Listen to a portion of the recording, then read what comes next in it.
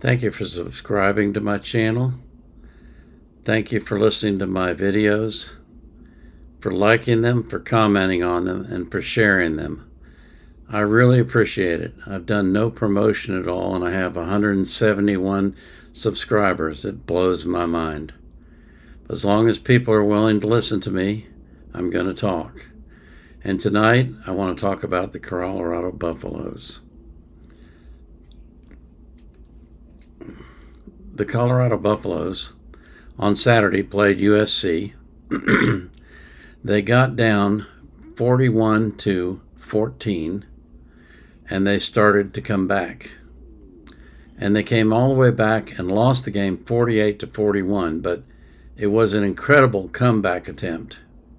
And they actually had a chance to tie the game up or possibly win it in regular time if they had been able to score one more time and score a 2-point conversion, which they'd done successfully several times before. They could have won the game in regular time. So, considering that USC was ranked between 5th and 8th, depending on which poll you look at, that's a pretty incredible accomplishment. And there was a lot that I saw in that game that was very encouraging.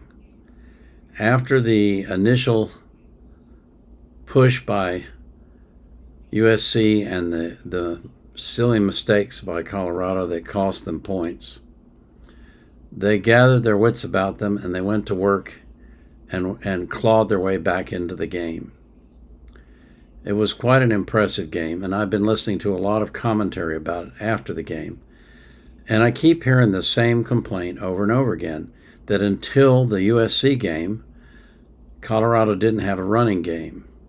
I've argued about this before, and I'm going to go into it in depth tonight because it's just not true. It's not true at all. And there's a reason why people have been saying that. It's because the statistics, when you look at them, don't tell the whole story.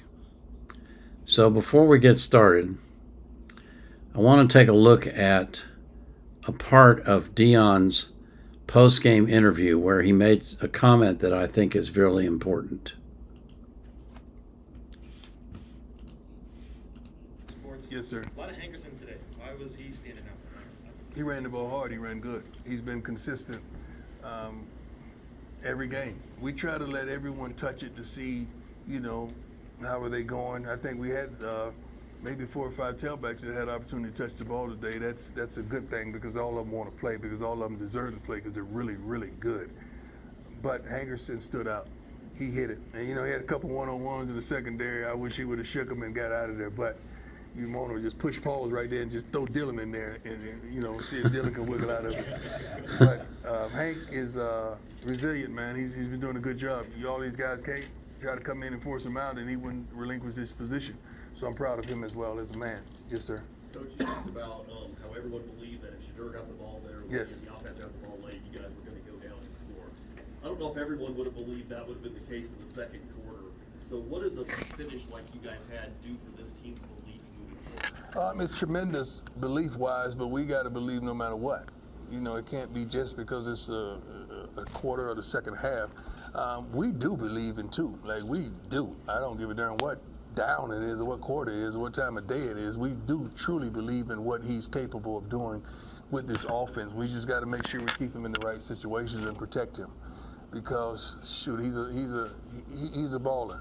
He's a now player. He's a today player that young men want to play with. Receivers are calling from all around the country, want to play with him as well. So they're encouraging him not to look down the street too far, like we all are encouraging him, because we understand what's coming.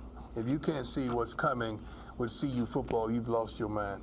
You're just a flat-out hater if you can't see what's going on and what's going to transpire over the next several months.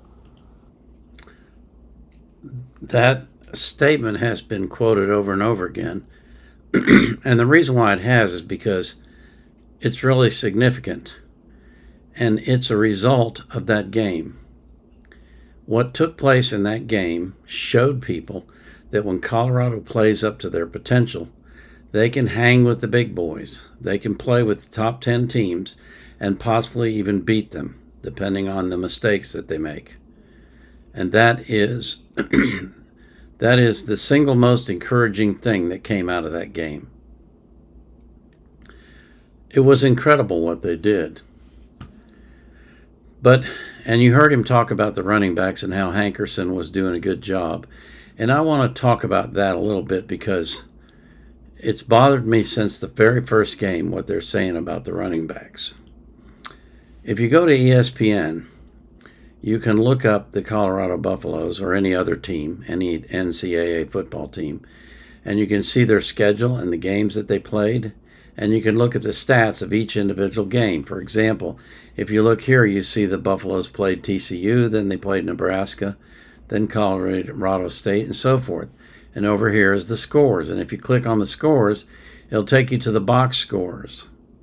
And then you can look at the stats for the individual players and for the team and see what they've done. So let's take a look just briefly at the USC game.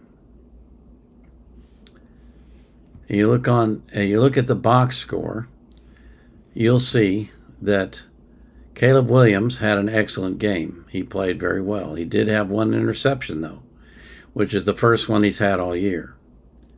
And Deion Sanders played well as well. He also had one interception. Caleb had 6 touchdowns, passing touchdowns. Shedeur had 4, and he also scored 1 running. So they came up one touchdown short. But if you look at the running backs, you'll see that altogether they ran for 193 yards.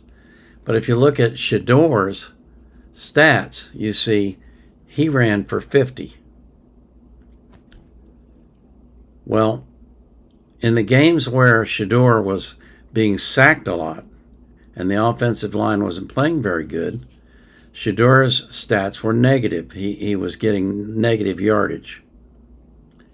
And so that would pull down the total for the team. Let me give you an example of that. Let's go back to their schedule. Go back to their schedule.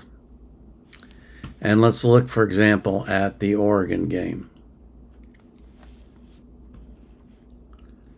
When they played Oregon, Shedeur was sacked 8 times.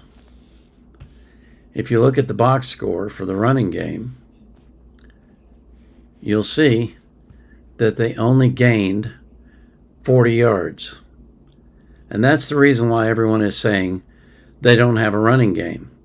But if you look at it, you'll see Shedeur had a minus 34, and the team had minus 2. So that's 36 yards taken off of the total that the running backs did. And I understand why they do it this way, but it skews the statistics if the quarterback's being sacked a lot and causes you to think that there's no running game when in fact there is. So what I want to do now is I want to look at a spreadsheet that I put together that takes the numbers from each game, but it doesn't include Deion Sanders and Ryan Staub's yardage because they often were losing yards. If you look here at the bottom, you see where I have game and carries and so forth. I put in the carries and the pass attempts, total rushing yards, total passing yards, total yards, and the run-pass ratio. And this is what I want you to see. Look at the run-pass ratio for these games. TCU was 61.84. In the Nebraska game, it was 67.69. In the Colorado State game, it was 74.80. And in the Oregon game, it was 68.75. But look at the USC game, 52.31. That's a balanced attack. That's when your running game is making as many attempts, almost as many attempts, as the passing game. And that's what they need to be doing. Now, they apparently figured out some run plays for Shedeur in ways that they can get him out of the backfield, which will help slow down the rush. Because if the quarterback is a running quarterback, you have to account for that. So you actually have 2 running backs you need to be worried about in the backfield. And so that, I think they'll do more of that going forward. They'll have Shador do some planned running plays, and also unplanned where he takes off and runs like he did when he scored the touchdown against USC. But if you look at the yardage that the running backs have gained, and this is just the running backs now, okay? Just the running backs have gained 474 yards in 5 games. That's almost 100 yards a game. That's not bad. They got 90 yards at TCU. They got 100 at Nebraska. They got 67 in the CSU game and 74 in the Oregon game. This game with USC was a breakout where they had 143. They played really well. But I think the most encouraging thing that we saw from that game was that they're starting to gel. They're starting to come together as a team.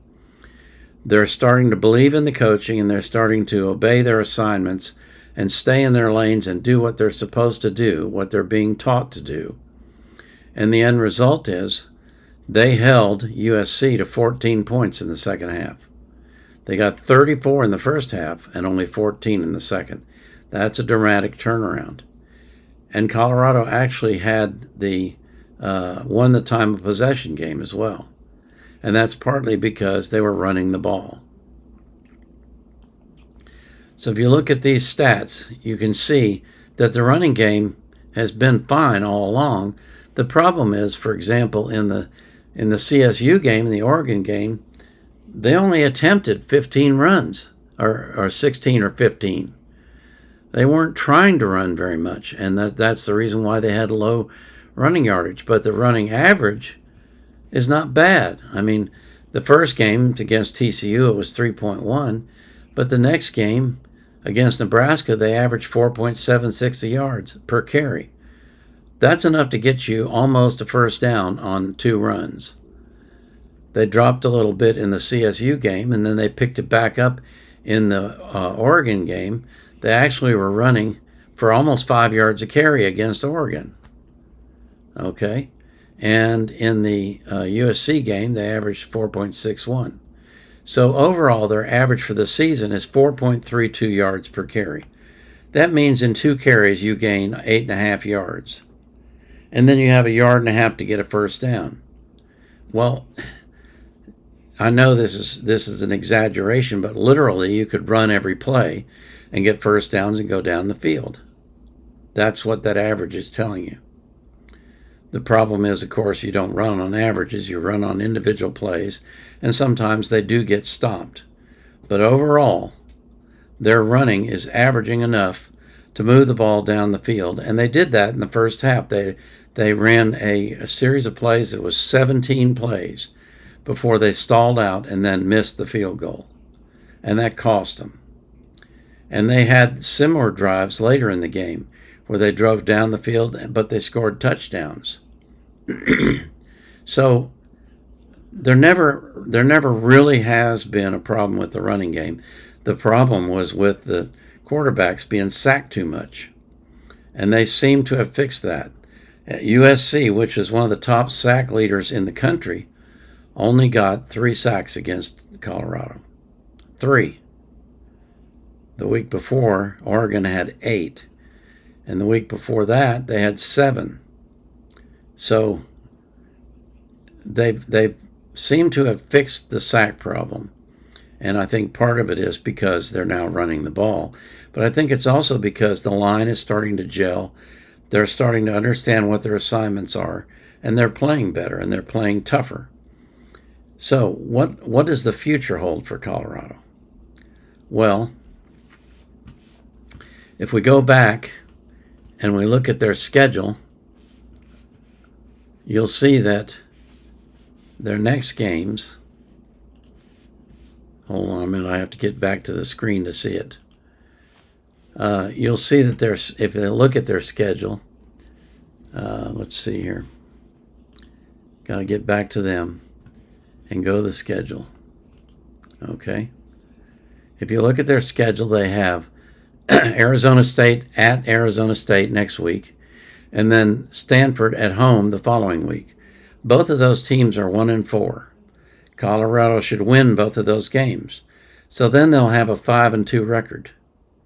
And if they keep playing like they played in the second half against USC, which I expect them to do, I think they'll probably have some mistakes and goof-ups and broken assignments in the next two games, but they'll be able to see the tape and they'll be able to start correcting those things.